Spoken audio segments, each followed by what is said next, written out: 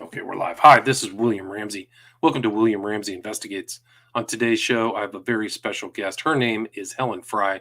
She comes to us from the UK, and she's just published a book. It was published last month in the UK, but here in the States, it was published November 30th, 2021. The title of the book is Spymaster, The Man Who Saved MI6. It's really a fascinating book. I love reading books about World War II, and this is really a fantastic edition. This is not the first book that Helen Fry has written. She's written 25 books, and you can check out all of her books on her website, www.helen-fry.com. She has written extensively on the Second World War, with particular reference to the 10,000 Germans and Austrians who fought for Britain, and also intelligence and espionage. Helen's book, MI9, A History of the Secret Service for Escape and Evasion in World War II, has been widely covered in the national press. Her critically acclaimed book, The Walls Have Ears, The Greatest Intelligence Operation of World War II, was featured in the top 8 books of the year by the Daily Mail in 2019. She is the leading expert on the secret listeners at special eavesdropping sites by British intelligence in World War II. She has been at the forefront of widespread coverage and in-depth research of the greatest intelligence deception of the war, the bugging of Hitler's generals at Trent Park, North London, as well as Latimer House and Wilton Park in Buckinghamshire. Helen is recognized as the official biographer of MI6 Spymaster, Colonel Thomas Joseph Kendrick, who we're going to talk about today. She appears frequently in TV documentaries and broadcasts, as well as appearing in live interviews on the BBC and BBC World News, and she can be found on Twitter at Dr. Helen Fry, as well as Instagram and Facebook. She is an ambassador for the Museum of Military Intelligence, an honorary member of the Association of Jewish Refugees, and a trustee of the Medmenham Collection, and president of the Friends of the National Archives. So some of her other titles, she's been very busy this year. One is Churchill's German Army, the Germans who fought for Britain in World War II, which 2021 is also Inside Nuremberg Prison, Hitler's Henchmen Behind Bars, also in 2021. MI9, I already mentioned that earlier, 2020. And then The Walls Have Ears, the edition here in the States of 2019. And there's also a book titled London Cage, The Secret History of Britain's World War II Interrogation Center, 2017. Again, her website is helen-fry.com. But Helen Fry, thanks so much for joining us. Thanks for being on the show. How are you? It's wonderful, William. Thank you. And hello from London. Awesome. Well, I'm delighted to have you. Really a fascinating book. I loved reading it. Can you talk? You have such a long writing history. Can you talk kind of about your writing history and what led you to put this book together, Spymaster, the Man Who Saved MI6? Yeah, Thomas Kendrick. I've been researching his life astonishingly for 20 years, although it's culminated in the book now. And if you're writing in intelligence history, especially if you're writing about spy masters in the margins there, in the shadows, incredibly difficult to piece together their lives. He is mentioned in the official MI6 history, which came out about a decade ago, but he has just about a paragraph or two. And those are the kind of people who perhaps are the most important. They just have a flickering mention. And I came across him, 20 odd years ago in a book about one of his colleagues, Frank Foley. And Foley and Kendrick eventually would be working undercover for SIS, as it then was, now MI6, as British passport control officers, Foley in Berlin, Kendrick in Vienna. Foley went on to save a whole generation of German Jews, over 10,000 it's reckoned, and he's had a lot of recognition. Our listeners may well recognize him. I mean, we know about rescuers like Varian Fry, not a relative, by the way, Oscar Schindler. We know about all these men, but Kendrick is kind of like off the radar, and I read a little bit about him in this book about Foley by Michael Smith, and I thought, if there's a whole book by Michael Smith, surely it's possible for me to write a whole book about Kendrick. And that was the challenge. And just to say, when I started, the family they knew very little. The family gave me just a few bullet points on a scrappy piece of paper. They said, well, this is all we know. And I thought, well, so that's why it's taken so long. And so, but I mean, it is a fascinating. He's really a part of history, a lesser known, but he was there in very important parts of World War II history. Can you talk about? I mean, it's interesting because I think he was an American born in South Africa, but became involved in the kind of British Imperial or Empire. Can you talk about his birth and where he came from and how he kind of learned German and other things? Yeah, so he was born in 1881 in Cape Town. So he was actually British, but of American father and a South African mother. And his American father purchased the Hotel Metropole in Cape Town, which was the sort of the Ritz of the day. You know, he purchased it for £16,000 then, equivalent in dollars, I suppose, what, 25,000 dollars in the 1880s, 1890s. And so Kendrick was used to that world of high society, of interesting people. So it meant that he grew up being able to mix with ease in all kinds of circles, and that would be really important for what he goes on to do, because he was expert at the human intelligence in the end. And the American link, we'll probably talk about a bit later when we come to the Second World War. He actually works alongside the nascent developing American intelligence. There's a very close relationship. He's had a close relationship with America across his lifetime, actually. And then he serves in the Boer War in 1901 there in Africa. And he's eventually, between that period, 1901 and the outbreak of the First World War in 1914, it affects South Africa. There's the German occupied parts of the region, and he is sent behind enemy lines on a bicycle to gain intelligence for the British. I mean, it took a lot of courage to do that in the Boer War.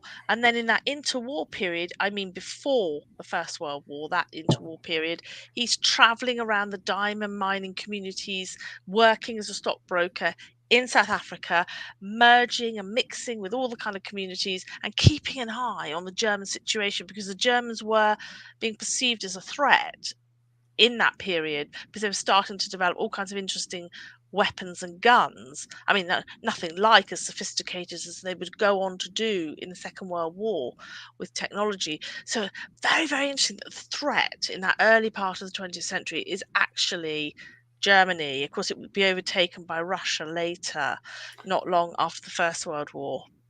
Right. So he was there in this kind of heady environment of conflict in the South Africa. There's a lot of German, so he learns German and also Yes. kind of marries a German woman too. So you kind of see where he's learning, like, this is leading up to stuff. He's learning the culture and the language, right? Yeah, so it's after the war. He actually meets this daughter of a German businessman. He's working for the German businessman in the diamond mining industry. And what I've traced in my book, we very rarely look at that incredibly early period. A lot of key figures that go on to shape British intelligence later in the 20th century have served in this period, not necessarily in uniform, but in South Africa, are moving amongst the international diamond mining community. So what you've effectively got, William, is these kind of diamond mining and spies with these Right. international networks.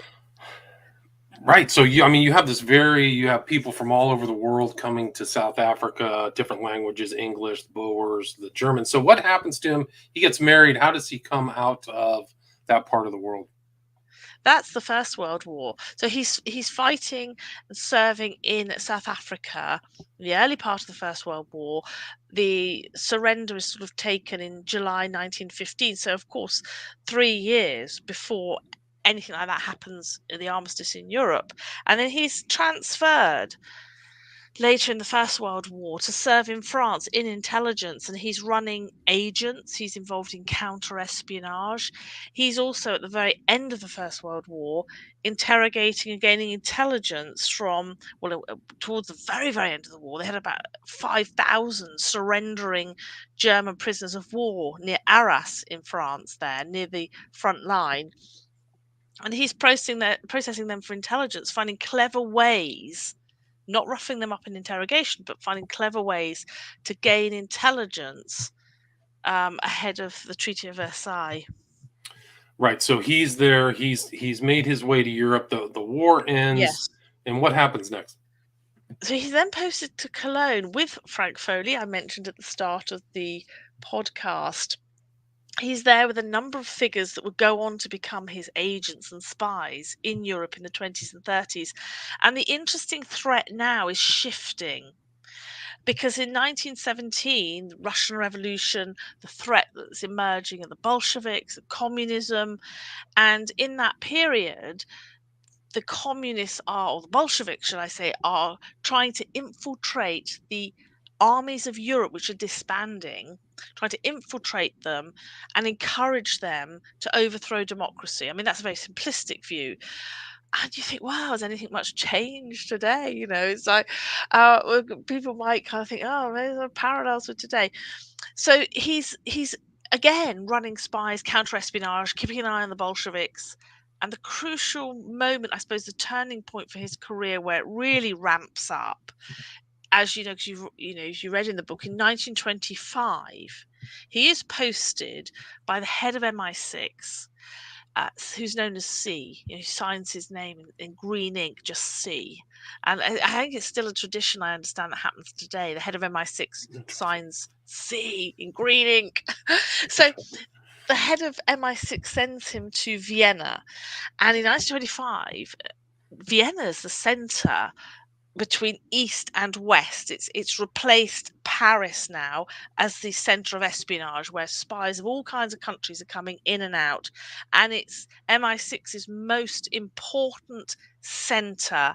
And he's the man who's sent as their senior spymaster to map this whole communist threat across Europe. This is before the rise of the Nazis, and he's going into Czechoslovakia, Hungary, Romania, up as far as into Germany eventually. So he's really got a handle on Europe and even into Italy, and he has agents working out of neutral Switzerland. Right, and he is under the guise of the passport officer, right? So nobody really, I mean, the British or the UK knows what his real role is, but everybody outside doesn't, right? Oh, it's not even quite as simple as that, as I discovered. And I'm learning, I mean, like yourself, I was learning as I was writing this. And before I forget to say, it's really important, I had no help from MI6 in this. I had no access to their archives. So that'll probably give you an idea of how tricky it is to reconstruct the life, and that's why it's taken so long. But yes, he's undercover of British Passport Control Officer. Some of his staff are also working for MI6, or as it was then known as SIS, a Secret Intelligence Service. But there are also members of his staff that don't know that's what he is. They just think he's a Oh, passport interesting. control officer. So you've got this double layer of secrecy even within the office. And he's working out of the back rooms. The secretaries, his special secretaries, are, you know, communicating with agents in Czechoslovakia, Hungary, secreting, letter writing, all that kind of stuff. All the stuff of the James Bond spy fiction. And I think, even his wife probably didn't realize what he was doing. And this is what I found astonishing. She probably also thought he was stamping visas and issuing passports. Right. And so he was interesting, and I think you wrote that the outsiders thought that it was somebody else in that office who was really the intel, not him, right? I think you Yeah, no, nobody could really work out who the top spy master was in Vienna. Certainly the Nazis couldn't. The Gestapo who were after him couldn't work out who it was. They knew there was a senior MI6 spy master in Vienna. They referred to him as the elusive Englishman, which I rather oh, like that. okay. But if you think also going back to his life in Cape Town, remembering his American father who had this mega posh hotel. Kendrick in Vienna is mixing in high society circles. He's mixing amongst the intellectuals. He's going regularly to the Royal State Opera House. He's gathering contacts, but also using journalists, students. He's gathering a whole network because you never know when you're going to need it. So he's regularly throwing cocktail parties. It's a bit kind of Ian Fleming now. And he did know Ian Fleming. They worked together, Oh, knew interesting. him in this period. So you could just imagine, can't you, that cultured Vienna, and he's just really enjoying life, never really giving away his own political views, but gathering contacts, including amongst the aristocracy. I just find it fascinating. He really is. I mean, and so you have a German speaker mixing amongst the Germans. He's very cultured, and I Yes. think you have a picture of Ian Fleming in your book too. In one of the, there's Mm. lots of pictures, so you can see a lot of these people you're talking about in the book. And so he has this network of all these people that are in journalists. One was Eric Gedye, Yes. Gety, and some of these Getty, other. yes. Can you talk about some of the people that he used to gather information and what kind of helpful information they got? Someone like, yes, Eric Geddy was one of his agents I talk about. And Geddy was highly respected by Winston Churchill. Of course, he wasn't our prime minister at this point in the 30s, but Geddy was politically astute and realized, because he'd been posted to Germany by his newspaper, but he wanted to be in Vienna. And so he basically took, they kind of said, well, if you want to go to Vienna, you're on your own. And so he works freelance in Vienna and is passing intelligence back to Kendrick. So he's going into Czechoslovakia, into Hungary. And you might think, well, what's the threat? Yes, they are mapping in the late 20s the communist threat, and they are following Russian spies. And Kendrick manages to map this whole network that's working under cover of various institutions. But Geddy, they're also, he and other journalists and agents are picking up information about the early development of chemical weapons. And I found that fascinating in Foreign Office files. I had no idea that countries like Czechoslovakia, Yugoslavia potentially were developing or selling each other early forms of chemical weapons. So it begins to give us a really full picture of the importance of the intelligence he's sending back to London. Right, and so you're seeing the communists are moving in Bela Kun, and things are happening in Hungary. So he's right there. And for people who don't know, after World War One, Austro-Hungary split up into these different nations. I think that's important for later on in the story as Yeah. Hitler rises to power. Right. Yes, it is. And you've got the borders changing. You've got, of course, Czechoslovakia becomes independent. You've no longer got Bohemia and Moravia. These are kind of areas where we associate with Sigmund Freud, for example. And Freud moved into Vienna. And Kendrick would go on to help rescue Freud, actually, after the Anschluss. We may want to mention that a little bit later. So I think we get a sense that there is the threat from Russia, the threat from communist ideology, and I don't think we can underestimate that threat. But once the Nazis rise to power and once Hitler comes to power in 33, Kendrick now has the double threat. So he is that pivotal point. If you look at Vienna on the map, it's the pivotal point between East and West. He is now spying on not only the Russians, but also on Nazi Germany and the rearmament program he's sending, trying to get agents undercover. And he does succeed into the ports like Danzig and Wilhelmshaven, where they're believed to be developing battleships and new kinds of U-boats. He's trying to assess the threat and how fast is Germany rearming, which of course was forbidden under the Treaty of Versailles in 1919 at the end of the First World War. So yeah, his workload kind of doubled. Right, and a lot of things are happening. So Dolphus is the prime minister. There's all kinds of left versus right going on in Vienna. It's very tumultuous, right? Can you kind of talk about that? It is that whole cultural world, that whole intellectual life that he enjoyed starts to crumble in many ways. You have the extreme far left, the extreme far right. There was no real middle ground, and their tensions are played out in physical fights on the streets of Vienna. Dolphus, as you say, the prime minister, the chancellor, he sends, effectively, he's hunting down the communists, he's clamping down on them in particular, and they are hiding in the sewers of Vienna. So anyone who's read Graham Greene's novel, which of course takes place at the end of the Second World War, but much the same, you've got spies hiding in the sewers of Vienna, much as what was happening in the early 1930s.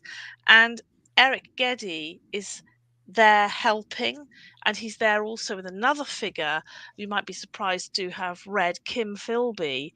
I find he's there in 1933-34, and I have some very interesting analysis, which would be good for people to carefully read what I've discovered.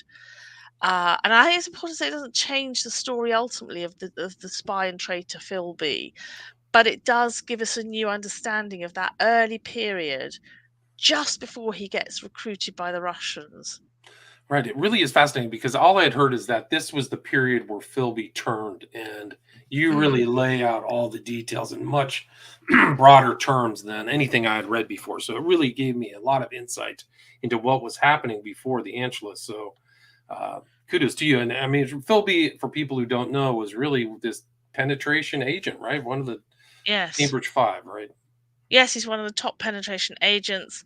And if it's when you go into the detail, I think we grow up reading various stories and books, and only when we go into the detail, and I'm not expecting to find this stuff. I'm not going out looking to change the historical narrative. It's what I'm reading in the files. And Philby is ultimately recruited as a penetration agent on a park bench when he finally returns to London in April 1934. So he's in Vienna in 33 and 34. In April, he marries a leading top communist woman. They come back to England. Kendrick absolutely must have issued her British passport, and it does lead a question: how could he miss them? I leave that as a question mark. I like people to read the book, but he's not recruited until about a month later on a park bench. I think it was Regent's Park in London. So what's happening in that period before? Is he really working for SIS, MI6 before that period? Question mark. And if you look at the other characters, and there's a very interesting American journalist, Dorothy Thompson. And there's a question mark over. Yeah, she's not just reporting on the political state. I think she's also passing back intelligence. So yeah, fascinating in that respect too. So he might have been an SIS agent before he was turned, right? Is that what you're saying?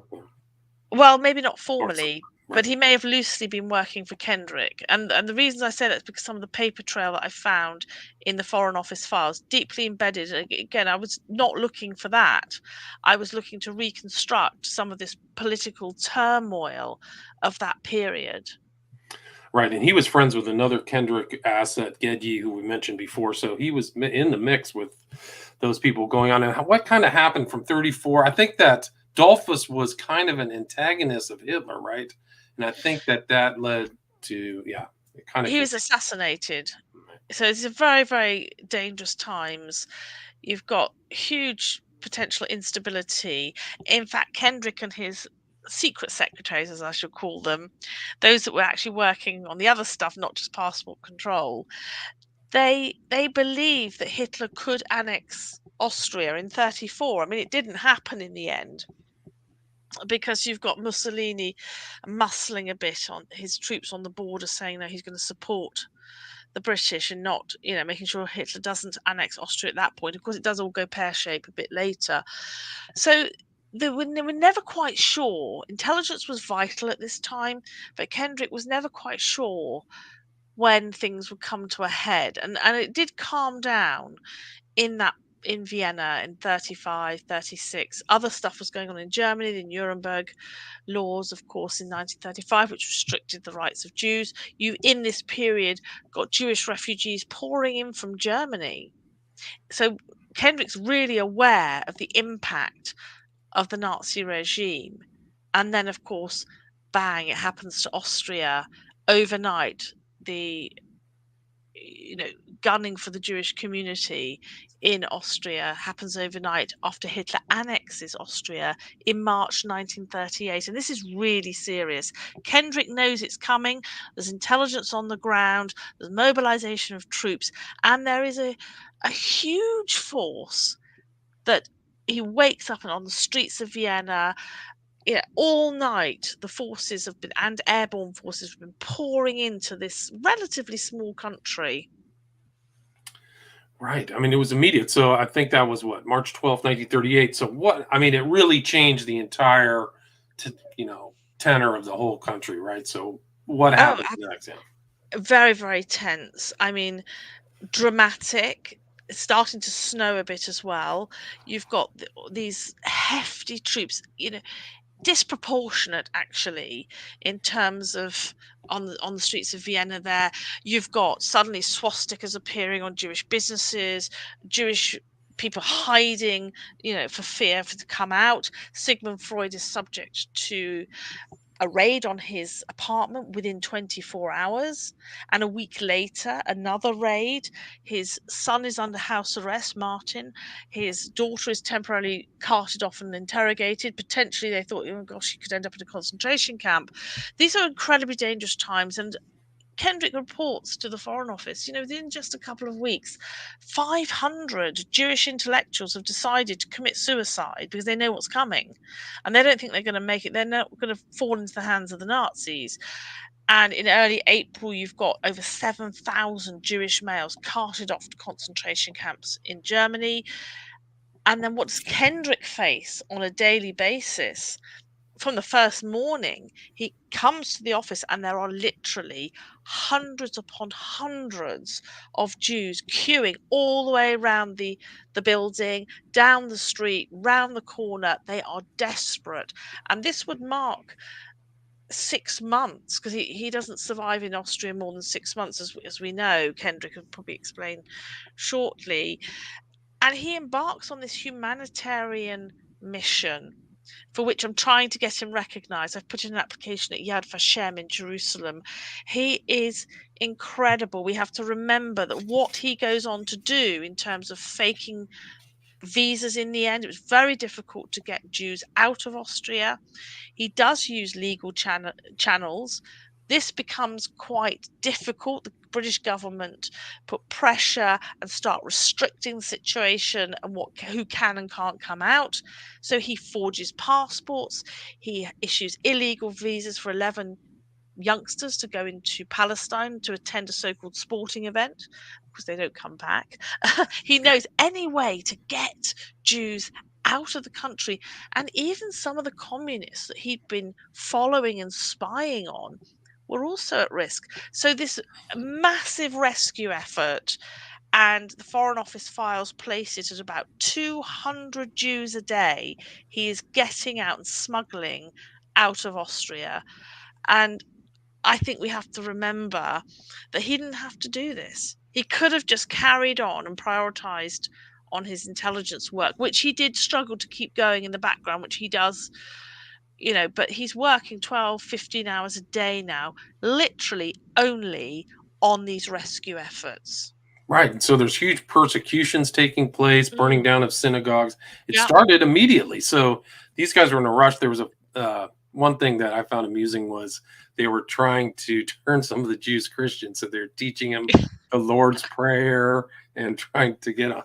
So, I mean, it's really super courageous. So, and that's not a story that I'd heard before. I've heard a lot of stories about the Holocaust, but I didn't Yeah. know about Kendrick. So I'm glad that you've uncovered that. I mean, what else kind of things they did? I mean, they were sent to Dachau. So 38 Yes. Dachau, the train went straight to Dachau in Germany. Yeah. So it was very serious. Like the persecution was life or death for these people, right? Yeah, absolutely. And he's desperately writing to any country, particularly in the British dominions or under British kind of control empire, to see, please take in. And we now know that there's a whole community that made it to what is now Namibia and to Kenya, who are just beginning to realize that it was Kendrick that saved their lives. Interesting. And I mean, they've now got families, children, grandchildren that wouldn't be here if it wasn't for Kendrick. And I suppose might get us thinking, why did he do it? He has a moral compass. Yes, he's a spy, a spy master, and we know at points he would be prepared to kill for his country or kill to protect the deepest secrets of his country. And yet he also has this strong moral compass. What makes him a rescuer rather than a bystander? Yeah, it's really is fascinating. So he's actually in the right spot at the right time to help all those people out.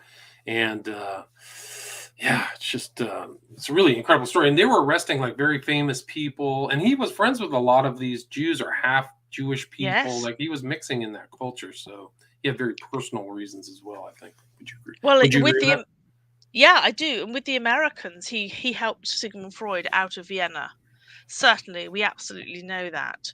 I interviewed members of the Freud family, and that is now recognized that muscling in together to get Freud out, and it wasn't that easy. Sigmund Freud, incredibly famous. His books had been burned in Germany in May 1933. His books were banned.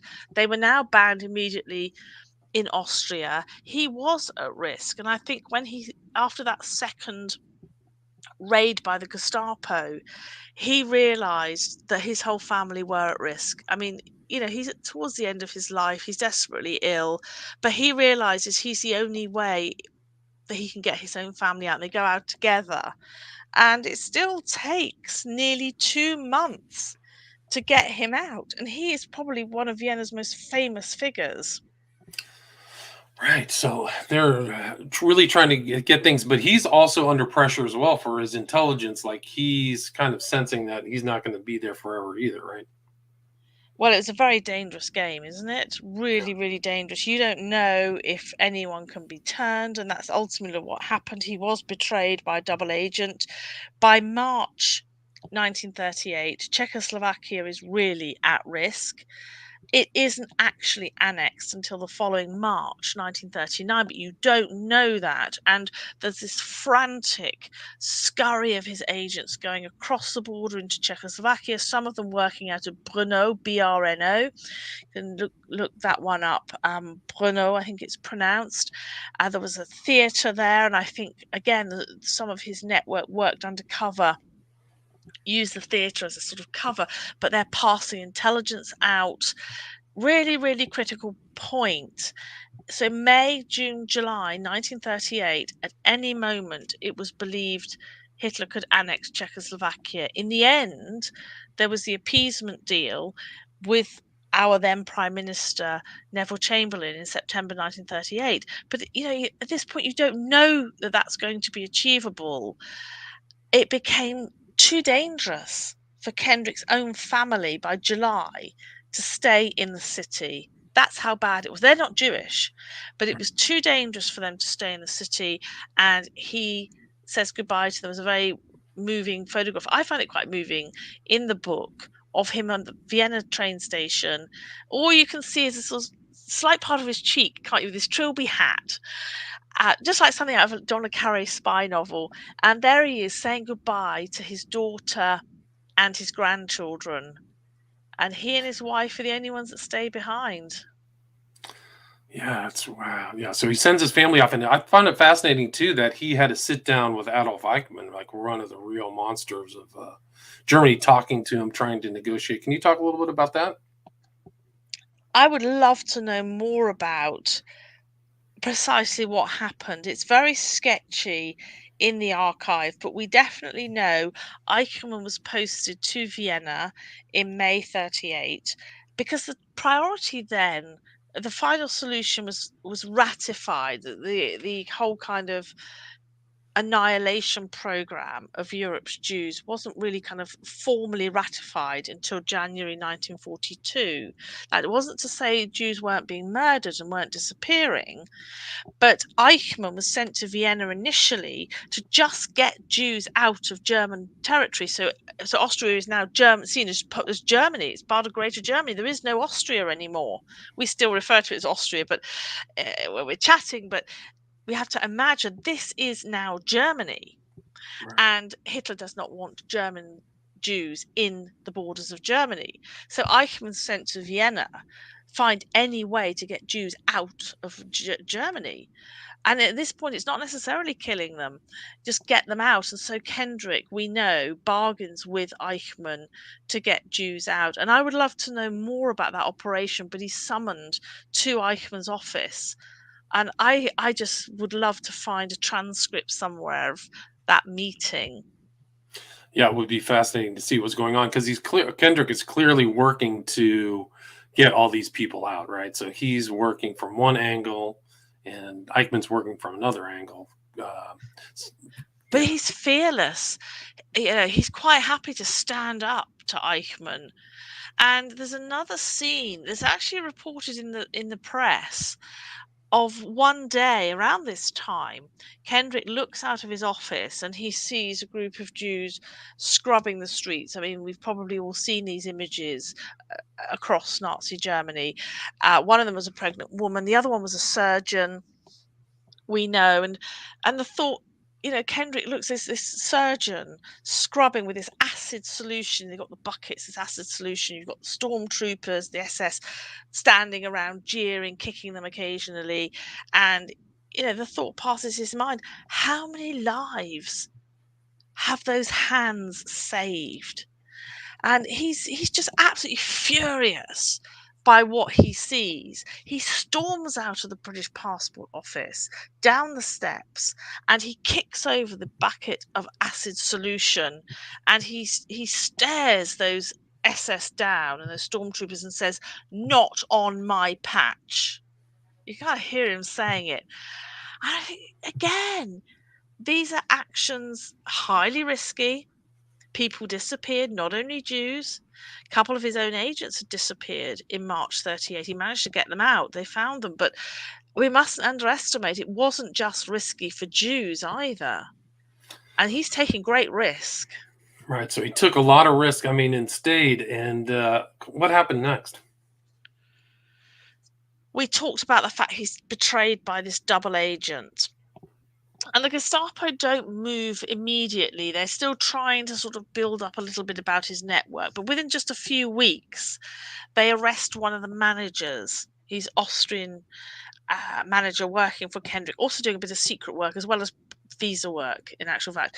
And he's just disappeared. This is one Friday in August. And it's a warning sign. Kendrick gets that kind of spiny feeling up his, tingling feeling that something's not right. This is just not an ordinary run-of-the-mill arrest that he's had to deal with before. So he and his wife leave really early, before 8 a.m. one morning, and they're out of Vienna. Well, the Gestapo turn up to arrest him. He's not there.